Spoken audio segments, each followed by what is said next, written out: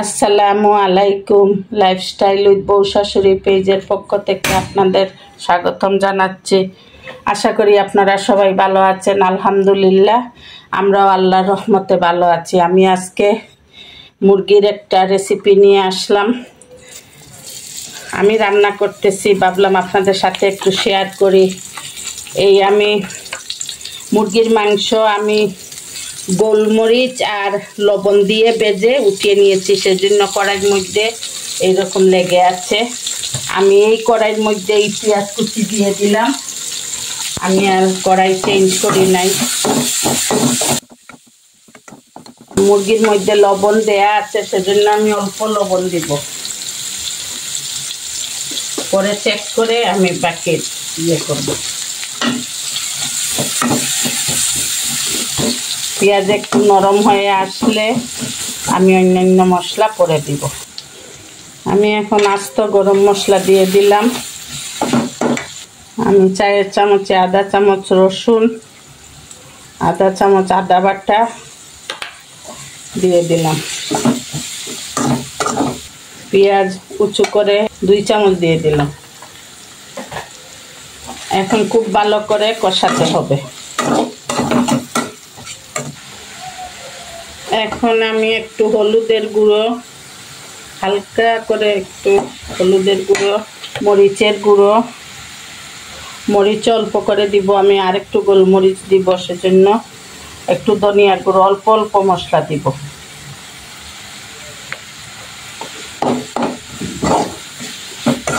আর এইখানে রাঁধুনি, জিরা আর এলাচ গুঁড়ো আছে, ওইগুলো দিয়ে দিব।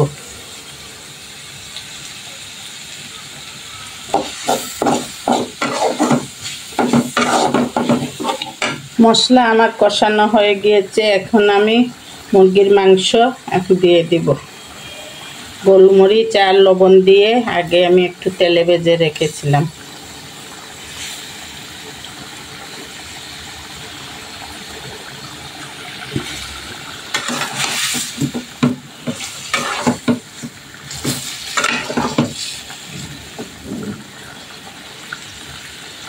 এখন আমি 2 টেবিল চামচ টক দই দিয়ে দিলাম।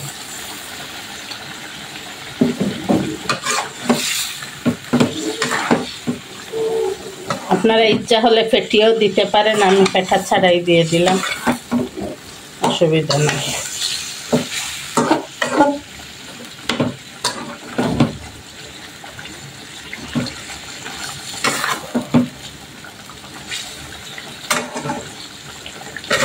এখন আমি একটু দেখে রাখবো মাংসগুলো সিদ্ধ হওয়ার জন্য।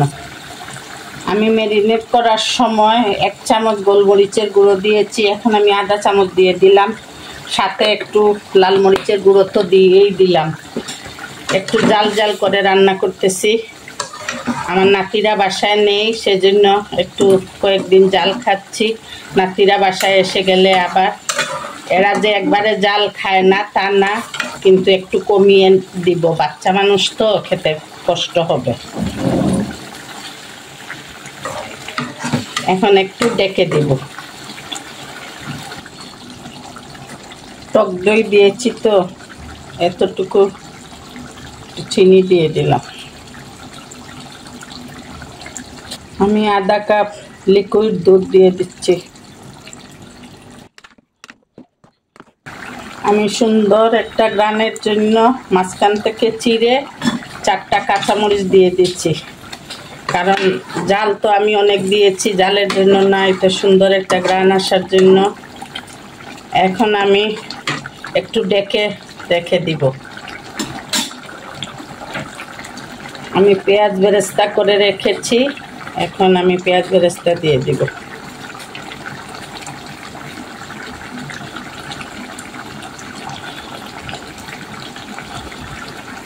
একটু দেখে 5 মিনিট রান্না করব।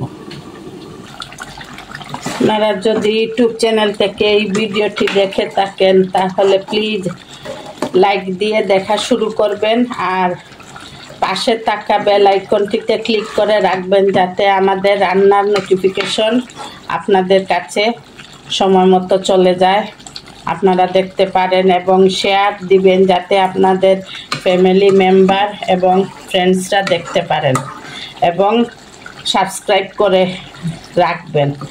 আর যদি ফেসবুক পেজ থেকে দেখে থাকেন তাহলে ফলো দিয়ে আমাদের পাশে থাকবেন, লাইক দিবেন, কমেন্ট করবেন ও শেয়ার করবেন। আমরা আপনাদের সহযোগিতা না পেলে এগিয়ে যেতে পারবো না। আপনাদের সহযোগিতাই আমাদের একমাত্র ভরসা। আপনারা আমাদের সহযোগিতা করেন, অনুপ্রাণিত করেন, আমরা অনুপ্রাণিত হয়ে আমাদের কাজটা এগিয়ে নিয়ে যেতে পারবো। আমার রান্না শেষ হয়ে গিয়েছে, আমি চুলা বন্ধ করে দিচ্ছি। আপনারা লাইফস্টাইল উইথ বউ শাশুড়ির পাশে থাকবেন, আমাদের জন্য দোয়া করবেন। আল্লাহ হাফেজ। আসসালামু আলাইকুম ওয়া রাহমাতুল্লাহি ওয়া বারাকাতুহু।